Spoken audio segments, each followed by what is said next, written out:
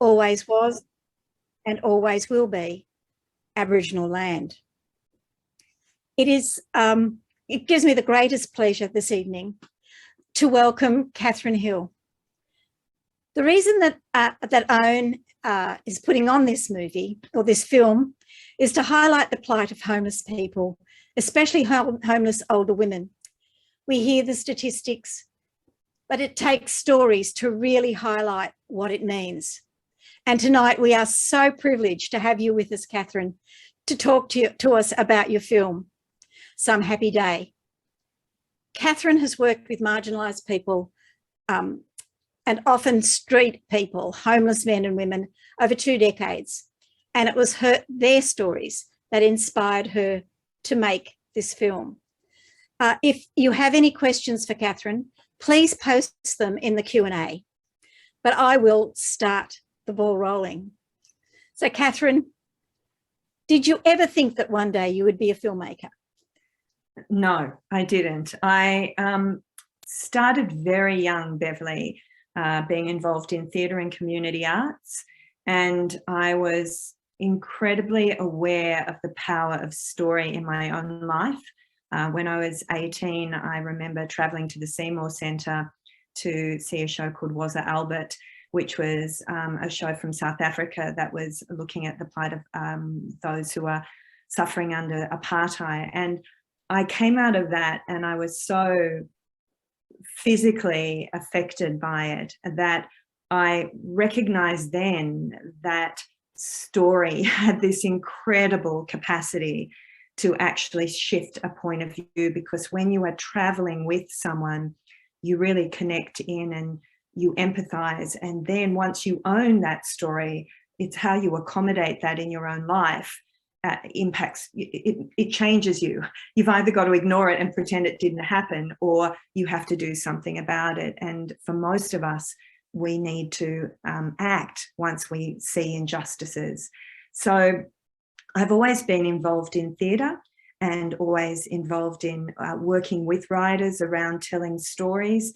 But I think a lot of it too also came down to syndrome as that a lot of women, I feel, experience. And I know this now. I teach at Deakin University, 3rd year storytellers. And when I ask in the room, which is 50-50 men and women, who is going to direct, hardly any women put up their hands, and these are young women. And I spend the next 6 weeks encouraging them to take hold of the rein and to tell story. They always put themselves back as the producers or the editors, and I just think it's something that we have to work on. And so I, jumped into this at age 55 and just went, okay, if I'm going to tell this story, I want it told cinematically, because I felt you can't put that story the way I saw it on stage. And so I just went, okay, let's just do it. And so I never thought I would make a film, but now I've made one. It's kind of like giving birth. You forget all the pain and heartache. I really do want to go on and make another one, because I do feel film offers an incredible capacity to reach audience, much more than theatre does. And I do love theatre as well, though. Look, it's a beautifully shot and acted film, Catherine. Thank so you. Can you tell us about the actors, who they were, where they came from, and if you used non-professional actors, and what was it like to work with them? So I have been working with arts communities through the city of Port Phillip, where I live. I live in St Kilda, and I've been working with a number of arts organisations that work with marginalised and disenfranchised community members. A number of them may be dealing with complex mental health or drug and alcohol, and a number of them have also had experience of surviving without a home. And I have loved the work I've done theatrically with them. I generally work on story base with them, trying to develop stories. I've worked with the Indigenous community through Ilbidri, working with Indigenous prisoners and getting them to tell their story. So I've worked with a lot of people who don't come from that professional background of, theatre. And their stories. It's about exciting the imagination and working with them. And when I decided that I wanted to make this film, I naively didn't think like a first-time feature filmmaker. I just thought, okay, I can get all these wonderful people and offer them opportunities. So when I went back to these groups that I work with and said, do you want to be involved in a film? And I was very clear that I did not want to offer any of the people I work with any roles that might traumatize them or take them back into an area that they didn't want to visit. So we looked at getting them to be workers in, background actors in the shops and in the malls and the alleyways. And one of them, Moiria Burandanis, who now supports our impact work, came to me and said, I really want to play someone who's homeless. I feel like this is full circle.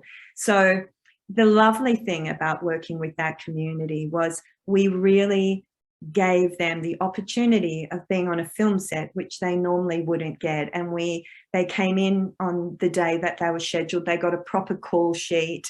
We made sure that they were always called so that they got the benefit or the experience of catering for the film. And our first AD, Cecilia Lau, just worked so beautifully to make sure that they felt equally valued on the set. And it was just beautiful. And then they had the anticipation, even though it was really long because COVID stopped us releasing it, they had the anticipation of seeing themselves on screen, and they attended our opening nights in Melbourne, and just they had such a wonderful experience of seeing that. So along with that community, I also opened it up to all the workers that I work with. We had a number of crew were social workers. One had taken her long service leave and went, I'll come and be second AD. And then the role of Tina was actually written for Peter Brady. So Peter is a professional actor, as is Mary Helen, the woman who plays the social worker. Peter and I have worked together for many years. She's a brilliant writer, and I've often dramaturged and worked on her scripts.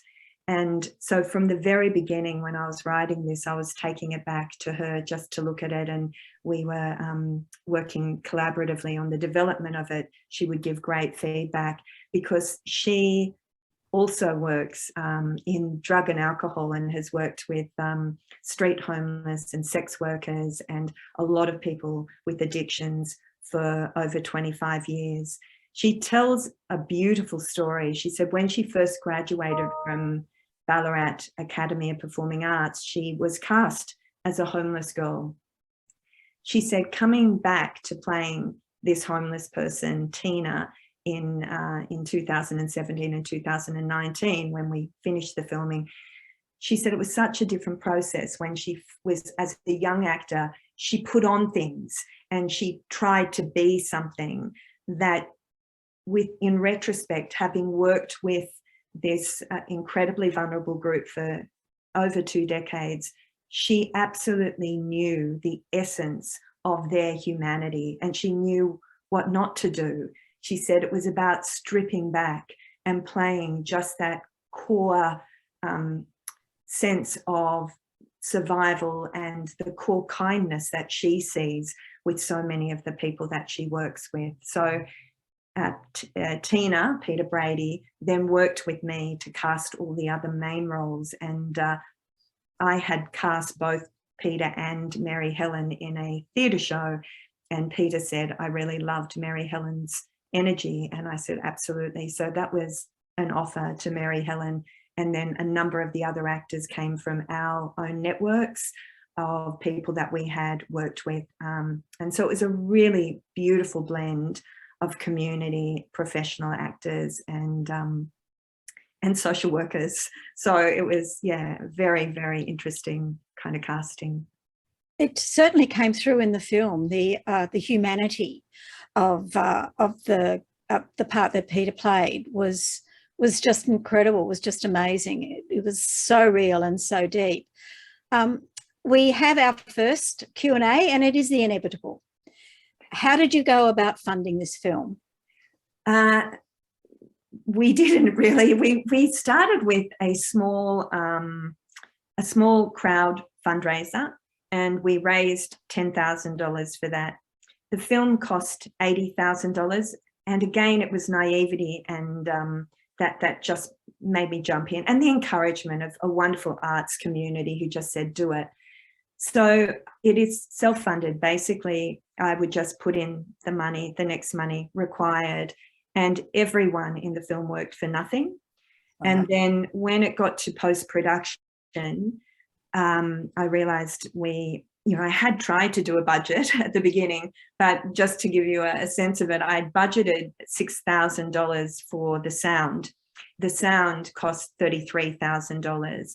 So what I had to do was go, okay, I would go back and I would pick up locums of case management and just work case management and crisis work at night. So I would just put things on hold and go and work, and then put all that money into the film.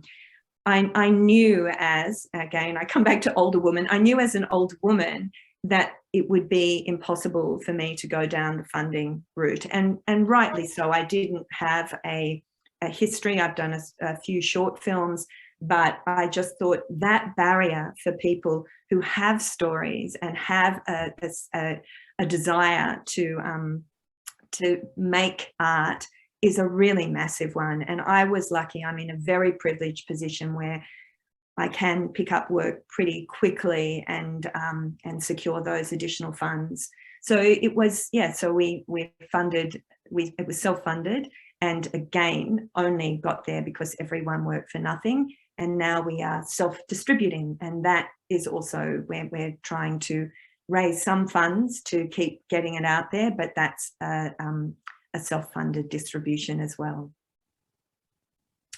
Thank you for that. Now, the topic of this film is clearly about homelessness and the choices that people make or are made for them. Can you talk to us a little about Tina and the choices she is making, and explain what you're trying to convey here? So for me, it's always as a caseworker, you're constantly, when you are caseworking, the first question you have is, are they ready for that engagement? Because unless people are ready to try and make some kind of change, it's very, very difficult. So with case management, you are working with someone who is ready. They're turning up to a meeting. They're saying, yeah, I want to get these things. I want to get housing, and I want to link in with these supports. So you've already got someone on your side. But the frustration around it is, it's twofold. One, there are so many obstacles, like particularly with street homeless people who are generally are dealing with the most complex issues, and also the ones that have come through the most significant trauma. Like everyone who is homeless has faced trauma, but those who are on the street usually have such horrendous trauma. And I think most street homeless people have had at least 6 or 7 significant trauma issues or moments in their lives. So they are ready, but then there are not the avenues available for me to get them what they want, no matter how hard they are working. So I think what I wanted to show in Tina's story, she often, they're in the crisis centre, she says she's told her story so many times to so many people, and it makes no difference. And I do feel that is oftentimes we see this circular thing where we work with a person who is street homeless, we get them into supported accommodation, which has a limited time that they can stay there, at least in Victoria, and suddenly they come out again because the exit has not been successful, because there is not enough affordable, safe housing. So they're exited into very substandard housing, which is violent, it's a dynamic environment, it's people with other complex issues there, and they end up back on the street because and then we start again. So I think she feels the loop. And so she's trying her best to do it by herself, to get away and set up things herself. The choices she makes are ones that she's making choices to change her life, but there are not the pathways out. And And because this has been her entire world, she can't see it oftentimes. And so when her partner takes her money and pulls away that one hope that she's held on to for the last 14 days at least since she got paid, it does push her down that road to really questioning whether life is worth it. Yeah. Now, you've been working in the industry for a long time and working with homeless people for a long time. I'm just wondering if you have noticed any different compared to when you started 20 years ago with the issues that homeless people are presenting with, and do they have the same problems, or have the problems changed? What I'm seeing now, Beverly, is far, far, far more people who are presenting as homeless who have not come from the street. I also work in a women's refuge that it's not a domestic violence refuge, but it is a women's refuge, so women's only housing. And what I've found is that it is being, the women that are going there now don't tend to be, because we do a vulnerability scale when we are taking someone in, because we have multiple housing services in Victoria. And when one vacancy comes up, so it's listed at Homefront, we have a vacancy today, every housing service gets to put in one person. And so you then sit at Homefront and you get 12 women who are put in front of you on paper, their story, it comes back to that, how well you tell their story and how much I can personalize this person through the story you have written. And we do a vulnerability scale. So we take the most vulnerable, and they tend now to be people who may have English as a second language, have not enough contacts around them, who have never experienced street homelessness, who don't have the framework of family around them. And so our refuge, through our vulnerability scale, which tries to provide this transparency, is taking women who don't tend to be street homeless, because we're looking at the vulnerability scale saying, well, those who are street homeless are far more resilient. They can manage on the street. We don't think this woman will manage in a rooming house. We don't think this woman will manage on the street. So it's a very different caliber of women who are taking up those supported options now. We also see a whole lot of older women now. I worked on Saturday last week, and I had two older women who, one was in her 80s, one was in her 70s, who are getting moved out of their family home. One was moved out by a niece. We're seeing a lot of elder abuse, even though they don't articulate it, when we're going through our framework of questioning risk assessment. So we're checking that they are going to be okay in a motel. What they're telling us looks clear to me that it's elder abuse. That, I had a woman who'd moved from Sydney to Melbourne because her sons had convinced her to sell her property, and she moved in with one of them, and it lasted 3 months, and she was out in Melbourne. And we know, because she sold her property, she's not eligible for Centrelink, because she's like, it's all these crazy, awful obstacles where she felt she had a future. She was encouraged to do this by her family, and now she's homeless. We're also seeing huge amount of families, massive. It's tenfold to when I started. People who simply are getting told by their landlord that their landlord's moving back in and they cannot find options. And so we are putting them into motel rooms and co-paying. And that happens, that they may be in that motel room for 6-12 months while the housing service, and they are trying to find an affordable housing option. And it's really concrete, because the Department of Human Services in Victoria won't assist with a bond unless the rent is 55% or less of the family's entire income, and we simply can't find that. And 55% is just ludicrous. Public housing is 25% of your rent, and yet the department is paying the bonds for those that can find rent at 55%, leaving such a small amount to pay for everything else. So we've got huge amount of families, a lot more older older women, and a lot more vulnerable women from cold communities and other communities that are now finding themselves without a place to live. We've just had another question come in, and it's what changes would you like to see in the system to address homelessness? There needs to be a massive, massive, massive investment in social housing.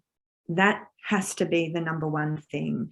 And that's to cover all those, all the people that I've just spoken about, the families and those people with very few family connections or community connections. And social housing is, it's so important because it mixes that housing. It's not, the public housing model of high density does not work. It puts a whole lot of people with really complex issues together, and there is no modelling of real community there. So social housing allows that mix of all different people, different age groups, different socio groups, different, and that, we haven't had any investment in public housing or social housing for ages. As a case manager now, even priority housing in Victoria, when I first started, I could usually get someone into priority housing within a year.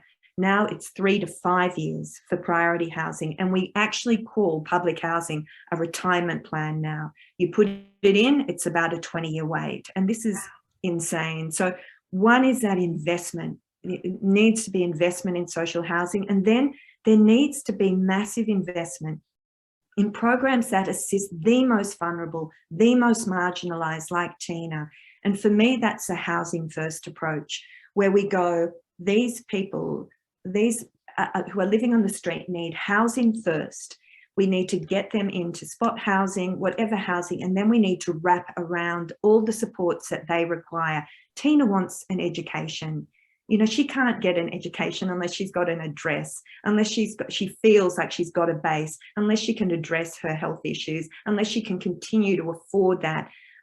Tina's small goal is to get a caravan and then start education, but that caravan's going to be way over 55% of her income. That's why she needs to stay in the relationship with Ben. So we need the housing first investment of a lot of and supports for those who are street homeless and are dealing with multiple complex issues. We need social housing to assist those who just are, in limbo in motels. We need other supported housing as well. I work after hours. Before COVID, I used to be able to get the most vulnerable who walked in my door, who don't have mobile phones, who don't have the capacity to make appointments the next day. I used to be able to shoot them straight into supported accommodation if there were vacancies, because I could do the assessment and get them in straight away. Since COVID, all that has stopped. And so those really vulnerable communities are the ones that are losing out most, because they're so disorganized, because they're spending all their time trying to work out what to eat and where to get a meal and where to find a bed that night. So along with that housing investment, there needs to be the investment around support workers as well, because that support worker is around trying to build the engagement for that person, to secure a community for that person. And when they don't have it, we see it constantly. We yearn for human connection. And so when your only human connection as someone who has drug and alcohol issues is the group that are still using drug and alcohol, then it's so hard for you to maintain that goal of sobriety when you don't have anyone around you, when you don't have that human connection. So moving back into that group puts, you've got to have such incredible resilience and capacity to manage there. So caseworkers work with those clients to actually build new communities, to get them involved in a neighbourhood centre, to try and go with them to a writing group, or go with them to a local group and start building that. And as a case manager, I've done that multiple times. And you realise yourself when you're going to a new place how anxious you can be. I certainly get anxious, but my clients are far more anxious. And so I always go with them. I always go with them and build that, and then slowly pull out until, you know, when I know that they've got someone else there, and it's building that community, and it requires long-term case support. Yes, now in the movie, it was one part of the story was the homeless person was Tina. But the other part of the story was Frances, who was going through some pretty heavy stuff herself. Yeah. Can you tell us a little bit about what it means? You just touched on it, but what's it mean to be a social worker assisting the homeless? And what can workers do to handle the trauma that they themselves face day after day? This is a really, when I saw this question, I was really, really amazed by it, because I'm constantly in awe of people who can manage case management long term. For me, I only ever do locums now, because I become so invested in the clients I'm supporting that I start dreaming them, and I start worrying about them, and they become like just part of my world. And so whenever I go in, and I'm very blessed that the organizations I work with are really happy for me to go in and do 6 months, because I struggle to maintain. It's not the parameters are fine. I don't invite people home. I'm very good with my parameters, but it's my investment in the journey that they are, and the frustrations of that journey, that I personally can't manage. So my permanent part-time job is crisis management, where I work with someone for a short period of time. So how workers manage that is they are supported by a culture in the support services that actually recognize that. And Sacred Heart Mission, who I work for, and the Crisis Centre provide really fantastic supervision. So they provide a group supervision where constantly we are discussing issues and the frustrations that we are facing as caseworkers and crisis workers, and they provide individual supervision as well. And we also have an employer system that we can go to separately. So it's about making sure that we can manage to survive when we are constantly being confronted by the injustices of a structurally based, systematic kind of system. And some workers do it brilliantly.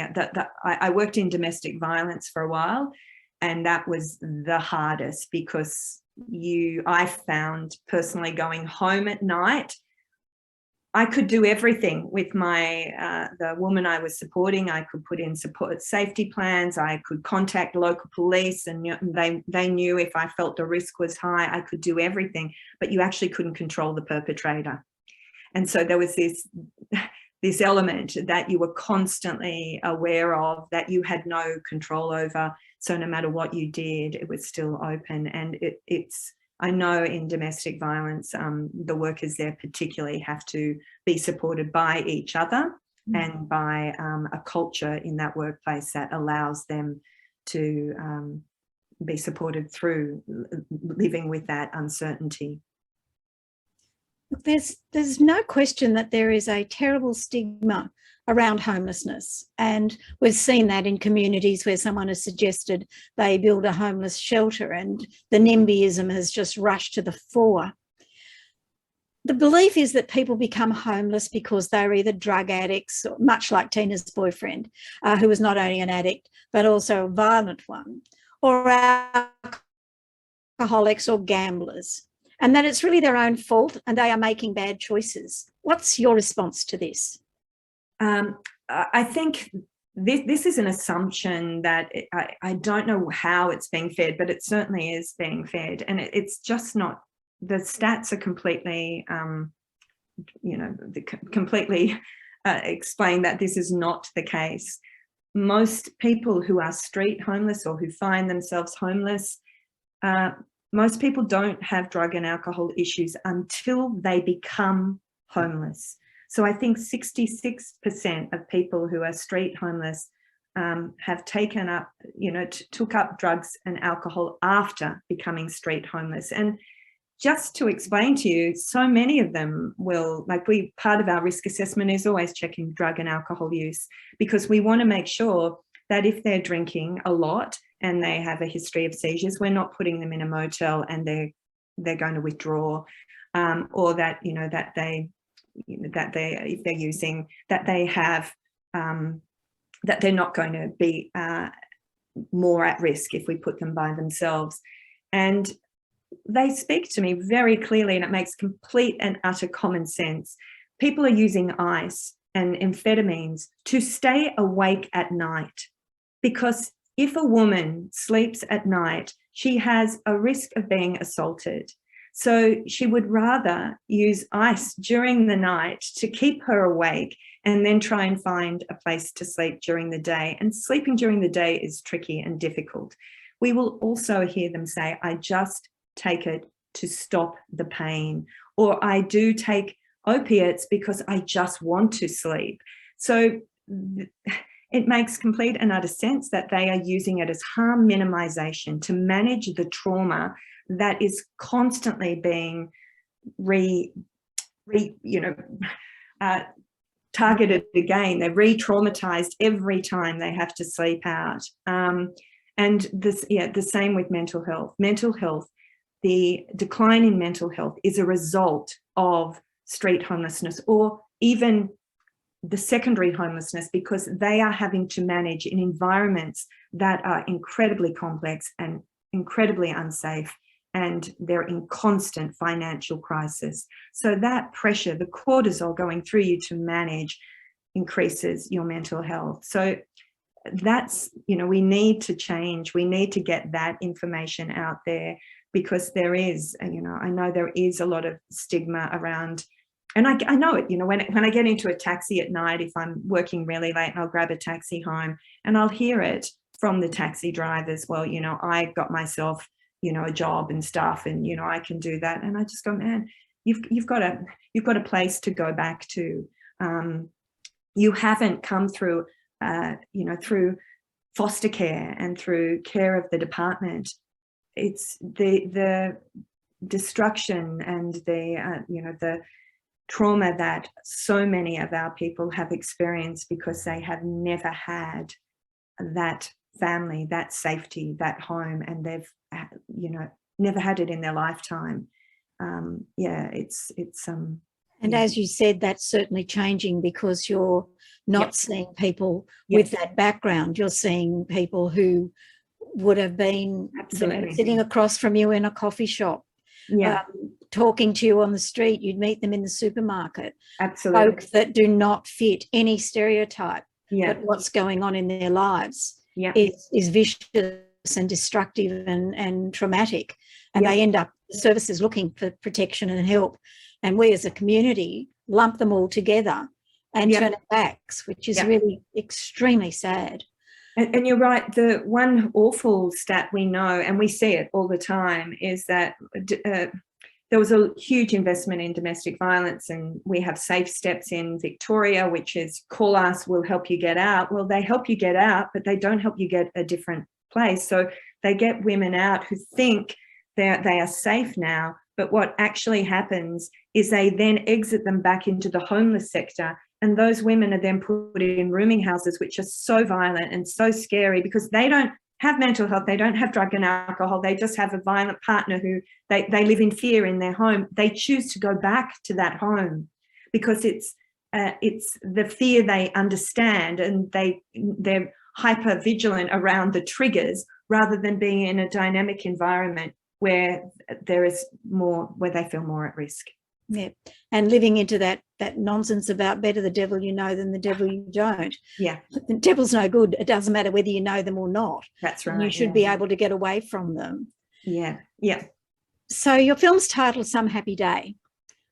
What did you really learn from the whole process of making Some Happy Day? And what do you think will make that happy day come along sooner? The Some Happy Day, for me, making the film was such a celebration of community, and how privileged I am to be able to approach different groups and have all those groups work with you. And the making of a film and the success of that film is around bringing the right people together and treating them with respect and making sure that they feel involved in the whole process and they have ownership of it. And I was absolutely blessed because, I didn't know anyone. I put the word out there, and I was lucky to get a wonderful producer in Cecilia Lau and Cameron Zayak, who is also the DOP. And it was really just constantly, it really reinforced the importance of connection, of community, and of that respecting the humanity of everyone. And so I feel blessed. How do we get to that Some Happy Day? Everyone wants that. Everyone wants to feel a sense of belonging. And the people who are homeless, who are experiencing it, whether it's that family, whether it's about the lack of supports. I cannot tell you how many times I have been put down as next of kin, or a person to contact in the case of emergency, from the women and men that I have case managed.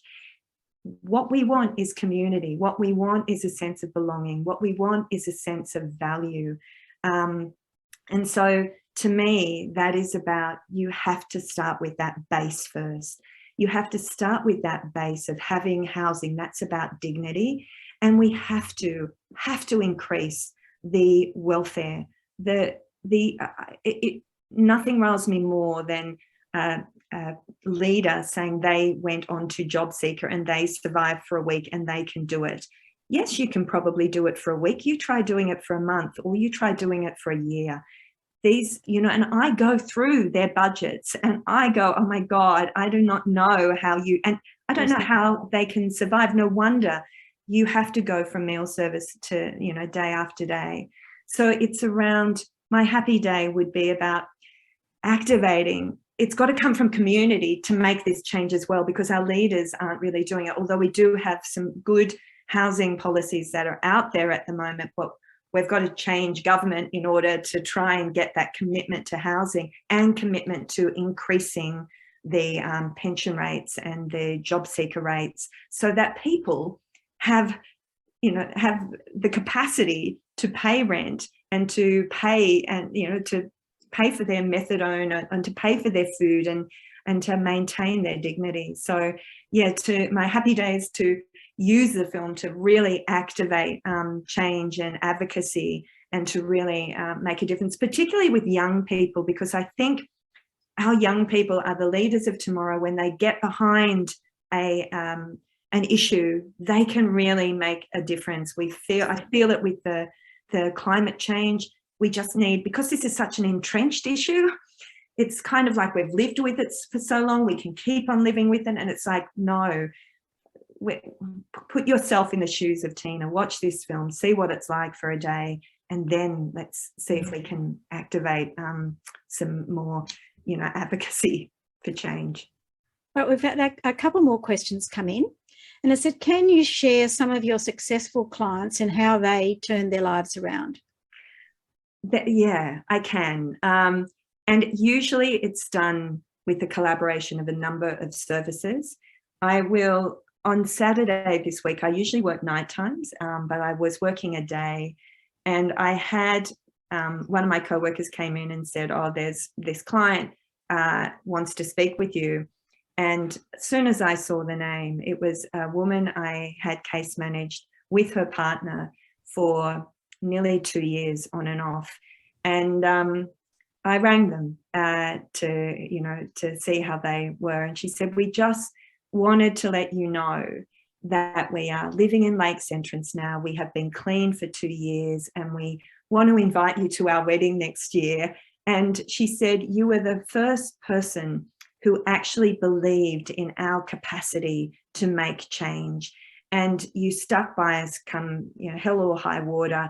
And this was a woman who I started case managing her when she was 50 and her partner was a couple of years older.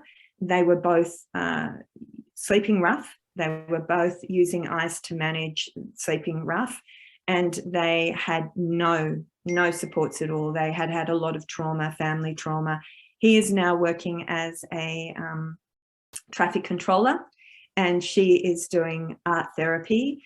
And it was just so beautiful. They occasionally call me through the years. And there was, but it wasn't just me as a case manager. It was me as a case manager linking them in with other services and constantly being there. When I case manage, I make sure I call my clients every day. I know a lot of people don't, but I want to make sure that they are aware that I'm on their side, and I acknowledge constantly to them that I can't get them accommodation, and this is not about them. This is about the system. The other thing I do, but God bless her, this client has passed. I remember working with a woman again who was in her 40s, and we had notes on the system that we had to keep the door open because she had very poor impulse control. And we had to, if ambulance had to be called, they wouldn't see her without police. Like, she had a long history, and she struggled with alcohol. And I knew her, we were going through her mental health, and I was writing a story to get her into a refuge. And I always read the story back to my clients to make sure that they are comfortable with what I'm saying. And in this story, she had borderline personality disorder, which is usually, it's usually a result of a very traumatic childhood. And I contextualize it for the people who are reading it as well. And so I went through it and was explaining that, you know, this client had borderline personality disorder, and she had survived a really massively violent childhood. And, you know, I spoke about her resilience of managing that trauma, and that she, you know, and the borderline personality led to impulse control and all the rest, and that she had managed this, and she was still engaging with me. And I looked over, and she was just in tears. And I said to her, she said, no one has ever explained to me why I do what I do. This is the first time anyone has told me why I can't manage this, and why. And it was taking the blame off her, taking the shame off her by saying, this is your history, you are a compilation of your history, and we've got to work with that history and acknowledge that you've come from this massive trauma. We got her into refuge, we got her housing, and she was able to reunite with her son. And it was a long journey, but it was just, the love she had for her son was that it just kept coming back to this. She didn't want him to have the same life she had. And so, you know, that it was, again, multiple services, a refuge, myself staying linked in through the refuge placement, us working with a transitional housing service that gave her a chance again, us constantly working with her, putting that intense case support in. And at the end, it pays off. I could keep going through them, but all these women, and I speak mainly about women, all these women want change. They don't want to be where they are. They hold such hope. And one of the other, really, sorry, I can talk forever, but one of the other things I'm aware of is they want to help you. And we get a sense of value ourselves out of helping other people. But if you look way down on that level where people are street homeless, they don't have the opportunity to make your life better very often. I had laryngitis once, and I was well enough to go to work. I just had laryngitis. And I remember this was so palpable. I had women coming into the office, and I would be saying to them that night, listen, there is nothing I can do. I'm really sorry. I can give you a blanket. And they would be saying, don't you worry. You look after yourself. Is there anything I can get you? Do you want any help? And it was that real moment of, oh my God, you are so concerned about me and you don't get that opportunity like to help, because you're always like, you have so little. But I remember so clearly and palpably feeling that sense of value that we gain from helping others, and how we strip that off so many of our most vulnerable. And that's why I sit in my office and we have glass windows, and I see people come in, and people who have got cigarettes, and they'll ask them for a cigarette. These cigarettes are gold. They will say "Sure, mate," and they will give their cigarettes. I've seen people give their food voucher cards to people who they think need them more than they do. And I just go, wow, that humanity and that desire to help is, it's in us, but we just need to celebrate it more and give them opportunity to do it by becoming part of our society and our community, and so that they can give back in a far more, in a stronger and, far more powerful way. Now we have another question, and it was about the role of the male partners in your film. Neither of the males were ideal role models, shall we say? No. Where there was a reason for picking dysfunctional men to be partners? I think it was around the fact that women often look after their male partners. Their natural tendency is to care and to look after. And Tina sees the value in Ben, and she makes it very clear that she feels valued because he loves her. And I think he does. And he has never physically hurt her, so she can't even define their relationship as a controlling one or a violent one, because she knows that he would hurt someone if someone hurt her. But I think it is, for me, both the women's journeys was about, they both start together with their partners, and they have to come to a comprehension and understanding that in order to save themselves and in order to honour themselves, they have to let go of their partners. They have to make a new break in order to be true to themselves. Yeah, and I, because both the partners love Jay loves Frances and Ben loves Tina, but that's not enough. And yeah, so it was about the women learning that sometimes the best thing they can do, even for their partners, but particularly for themselves, is to look after themselves. Yeah. Now, one thing that was noticeable in the film was that Tina loves animals. Yeah.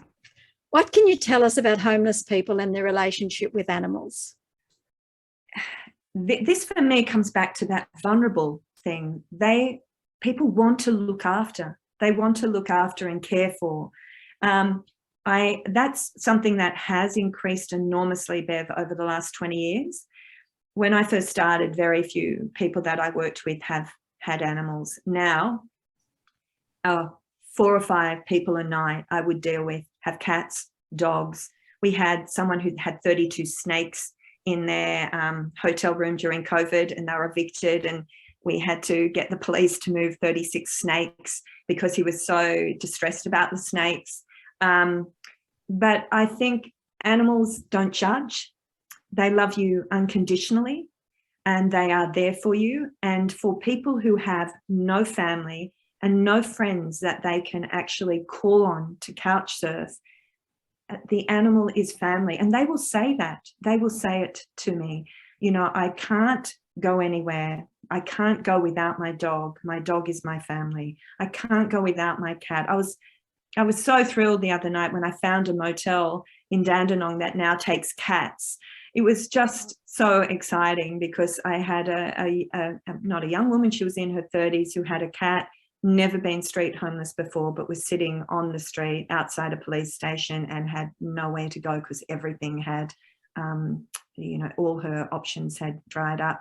But for me, that Tina's love of animals is also around the lack of other loves in her life. And she feels safe. She sees them as beautiful beings, which they are.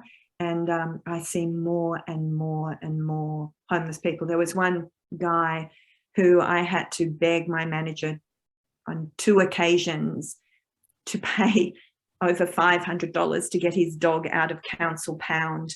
I work for the Salvos Crisis Centre, and my managers are fabulous in that they see the greys. So when I go to them, because I go to them and say, look, this client, the dog is all he's got. It's, 12 years of age. He had to leave it because he's straight homeless. He can't live without it. And we paid the $500 fee. And then about 2 weeks later, it happened again. And he came to me and I went, oh man.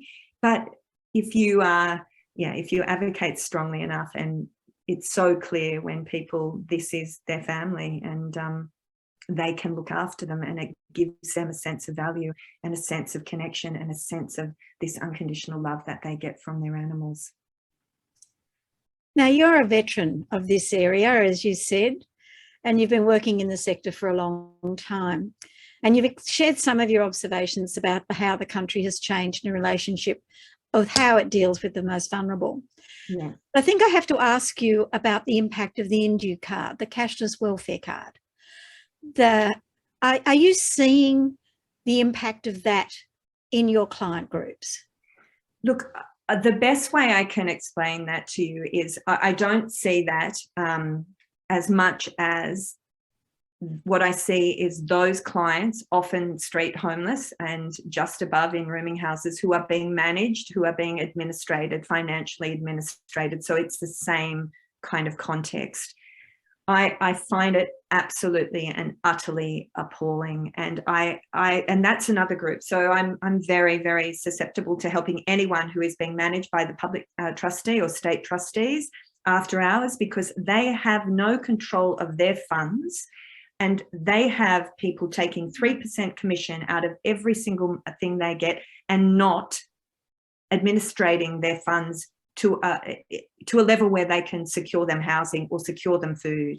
And I think this is completely insane. And as workers, case managing to deal with those services is completely, it is the most frustrating experience ever, because you are getting through and then, you often have to wait a long time. You used to be able to go to the centre, then they moved it from Melbourne CBD out to Footscray, which is such a longer way to go. And now during COVID, you can't even go there. So you can't go and get an EBT card. You can't get money quickly. And as caseworkers, if you don't have a caseworker, you haven't got a hope in hell of actually securing the money you need to buy clothes, to, buy food. They set up ways of operating where they might give someone $20 every 2 days or $75 once every 4 days. But they're not paying, like, you've taken it off them because you have deemed that they can't administrate their money, and you are doing nothing at all to administrate it. So they are ending up on the street without clothes, without food, and the tiny bit of money they get, they will go and spend. They'll use it on drugs or use it on gambling. And I go, well, of course you would. Gambling is the only opportunity you've got to make a difference.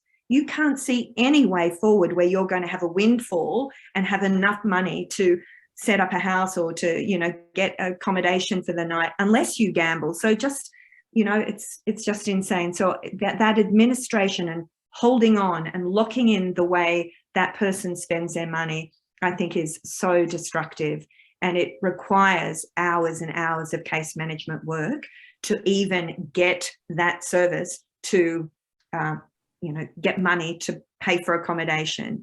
And I just don't understand it. It's incredibly frustrating. So I think that's the same thing with the cards, but it's awful.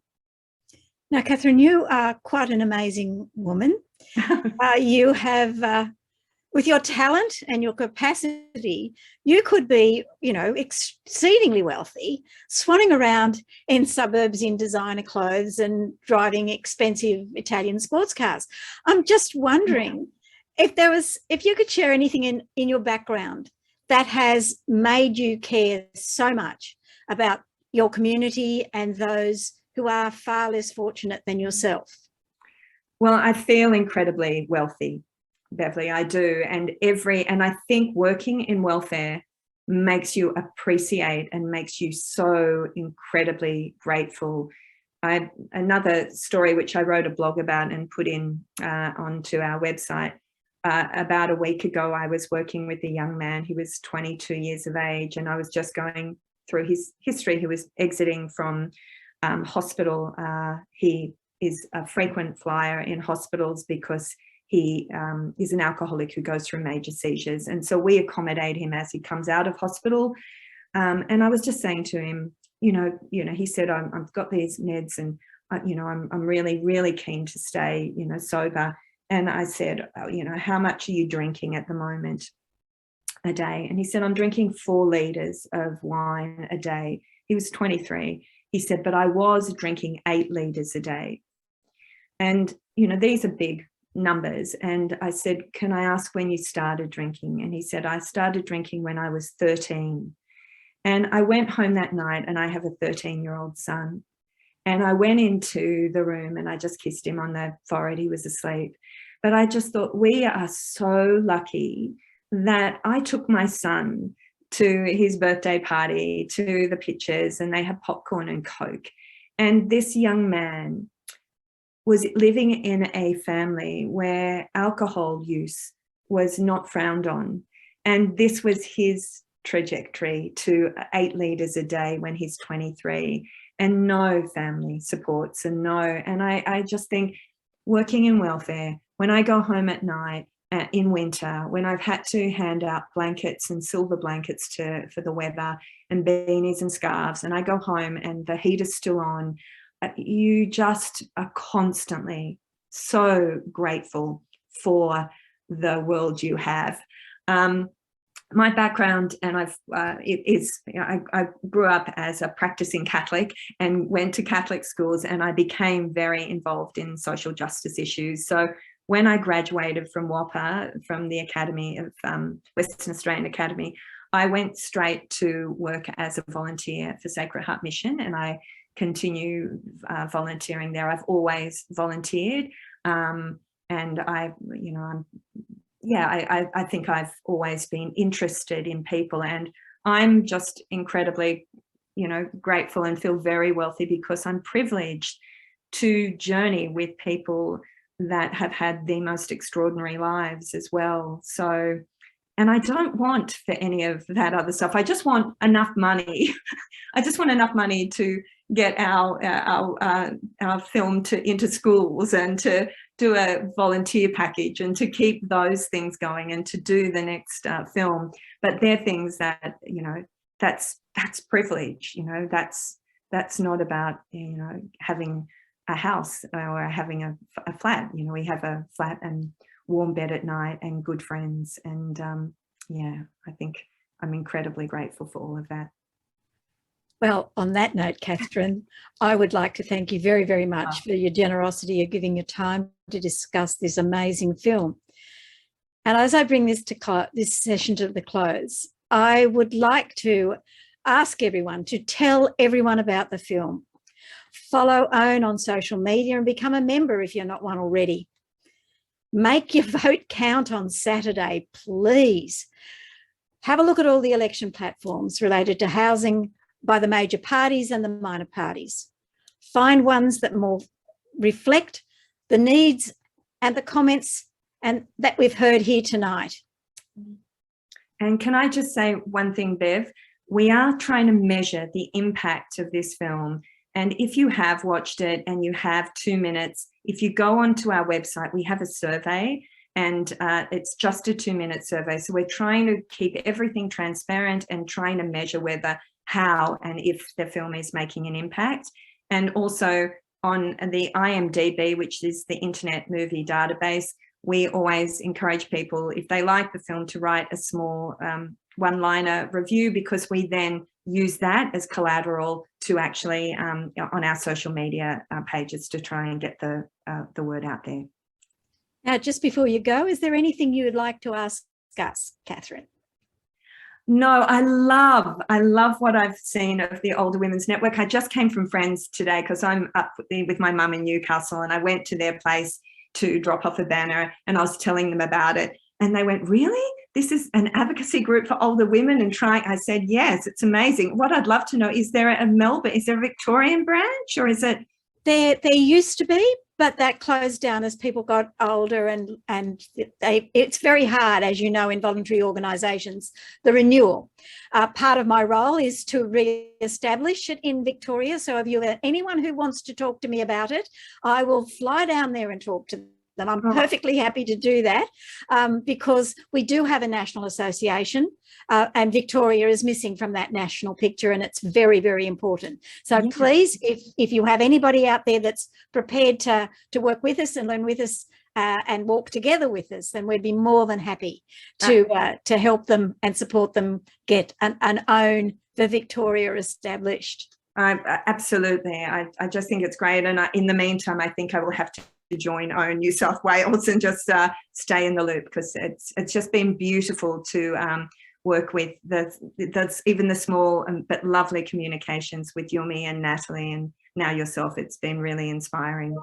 Look, we are blessed. We have a fabulous team that work for us, underpaid and overworked, and without them we would be absolutely nowhere near as active as we now are. So I can't thank our staff enough. English is just not good enough to convey the thanks to them for the enormous amount of work that they do. But on that note, I think I should now bring this to a close. Thank you again for your time and for your willingness to discuss it. And to anybody who's listening, tell everyone about the film. Just get people to see it. And now we know about, which I call IMDb, which is the get on there and like the film and make a comment. Thank you very, very much. Okay, take care.